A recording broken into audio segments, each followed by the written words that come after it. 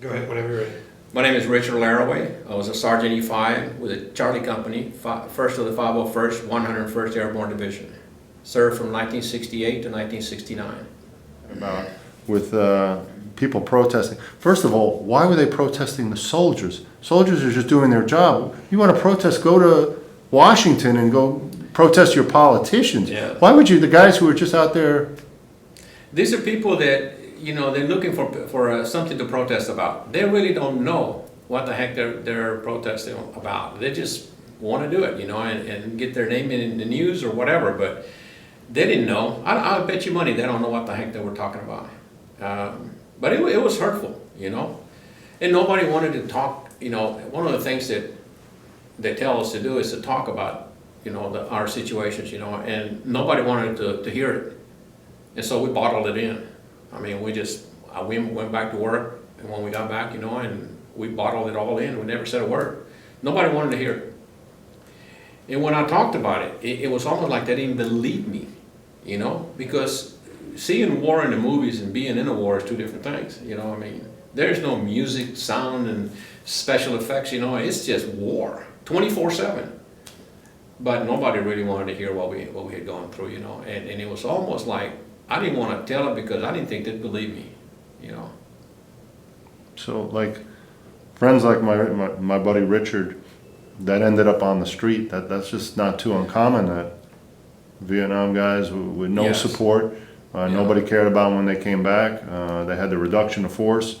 There was probably a lot of Richards, and a lot of Richards you know, that here's successful captain in the Green Beret, Silver Star winner, That's unbelievable. and he ends up on the street. Unbelievable. But I've seen a lot of Vietnam vets, you know, with a little sign, you know, and I don't know if that's a true thing that they are a Vietnam vet, but they should look like they were. But I'm willing to bet that at least 80% of those guys are true vets, that they just came back so messed up, you know, that they didn't have the support, home support. That's the other thing, you know. You have to have a home support in order to be able to make it through coming back from that war, because the Army definitely didn't give us any support at all. I mean, not like today, you know. Today it's a different story from what I hear from my son. He's a vet, by the way. He flew Black Hawks in Iraq, and they all came back, and they had, you know, I mean, psychiatrists talk to them and stuff, you know, trying to bring them down to, you know, to earth, so to speak. We didn't have that. It's just, you're done, you know. 100 miles an hour. Thank you very much. 100 miles an hour to zero. Exactly, you know. I mean, when we landed, boy, it's like I didn't know what to think, you know. I mean, I spent many a nights, you know, awake outside, sitting on a chair, you know, looking at the stars, you know, because that's what I was used to, you know, thinking about. Still have some friends over there, you know, serving, so I was thinking about them, you know. And but it took a long time, and my wife, you know, to help me through it. And she put up with a lot of stuff, you know, waking up in the middle of the night from a nightmare, you know. Excuse me. Yeah, Richard, he had those night terrors too. He slept under a tree, and some of the guys that came out of work at about 2 a.m. would hear him having those night terror screams. But he didn't have the support system. All the guys I spoke to from Vietnam that gone through the same exact things and feelings you had, they all made it because of the support system. Richard not having the wife and kid, I think that's when that train went off the tracks. Yeah, definitely. That can do it. As far as changing subjects real quick, as a sergeant and the guys, who's the smallest guy you ever saw in Vietnam? Like from your remember, like what would be a small guy that you saw? 5'6", 5'5", you know, just a little shorter than me. I remember those guys, you know, because they were shorter than me, and I thought I was short. I'm 5'7". Right.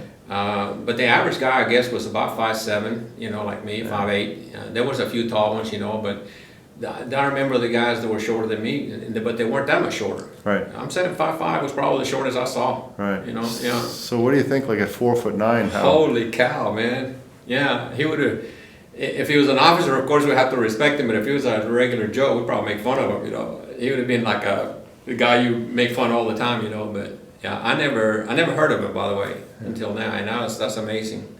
What he accomplished, you know, such a little guy, which tells you, you know, like my mother, by the way, is 4'11", and she says the dynamite comes in small packages. Richard used to say the same Is exact that thing. I think he used C4 or Oh, something. of course, of course. But he would always use like a joke to deflect when people would he had a sense of humor about himself. Yes. But he was supposedly a nasty, tough little fuck. I'll bet he was, man. I'll bet he was. You know, what I read, this little bit I read about him. I hope I get to read more about it. You know, but he sounded like a tough hombre. You know, Yeah. for such a little guy. Yeah. Yeah. Yeah. He also, at the end, he was fighting with the VA hospital. He wanted more benefits. He had some cancer on his head, and he was said it was from Agent Orange.